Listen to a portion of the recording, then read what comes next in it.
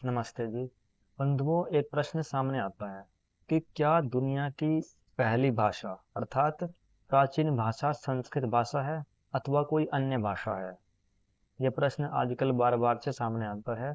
आइए इसी प्रश्न का उत्तर जानते हैं।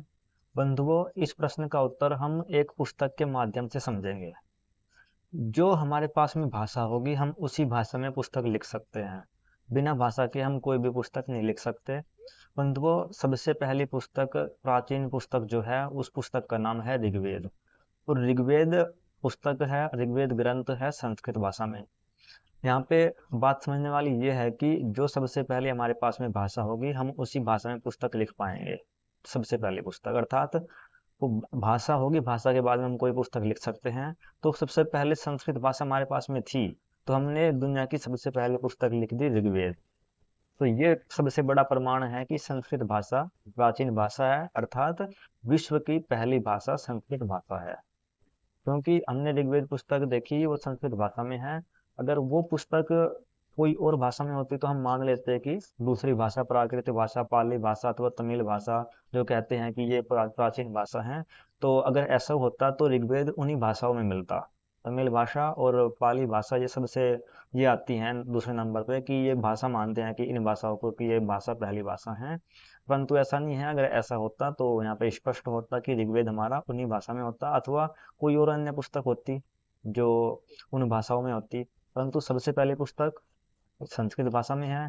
तो संस्कृत भाषा में पुस्तक है तो संस्कृत पहले से हमारे पास में विद्यमान थी, संस्कृत भाषा हमारे पास पहले से थी, तब जाके हमने ऋग्वेद को संस्कृत भाषा में लिखा। तो पहला प्रमाण तो ये हो गया। दूसरा प्रमाण ये है कि आजकल जो खुदाई हो रही है वहाँ पे हमें दो ही प्रकार की भाषा मिल रही है। तो हिंदी भाषा में लिखे हुए शब्द आते हैं हमारे सामने, या तो फिर संस्कृत भाषा में लिखे हुए शब्द आते हैं। अब हिंदी भाषा की जननी संस्कृत भाषा है। हालांकि प्रायः सभी भाषाओं की जननी संस्कृत भाषा है, परंतु हिंदी की तो विशेष रूप से है। हिंदी भाषा में तो संस्कृत के ज्यों के तो शब्द भी हैं।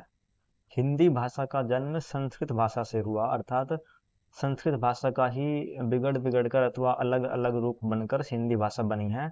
इसको आप इस फोटो के माध्यम से समझ सकते हैं। पहले संस्कृत भाषा थी, फिर पाली, प्राकृत, अपभ्रंश इत्यादि होते होते हिंदी भाषा का निर्माण हो गया। तो यहाँ पे आप समझ सकते हैं। तो प्राचीन जो खुदाइयाँ हो रही हैं उनमें दो ही भाषा मिलती हैं, या तो संस्कृत भाषा या फिर हिंदी भाषा। आप देख सकते हैं कोई भी शिलालेख हो अथवा पत्थर पर लिखा हुआ शिलालेख, शिलालेख बोलते हैं जो पत्थर पर लिखा हुआ हो, तो कोई भी शिलालेख हो अथवा कोई पत्र मिल रहा हो प्राचीन खुदाई को, तो वहाँ पे आपको हिंदी भाषा या फिर संस्कृत भाषा, यही दो विशेष रूप से मिलती हैं। इसके अलावा कोई तीसरी भाषा तो अभी तक देखने में नहीं आई। तो हमें यही समझना है कि ये सभी जो इशारा कर रही हैं ये इसी तरफ इशारा कर रही हैं कि हमारी जो प्राचीन भाषा थी, अर्थात विश्व की जो पहली भाषा थी, वो भाषा संस्कृत भाषा थी, और वो आज भी है और वो आगे भी रहेगी।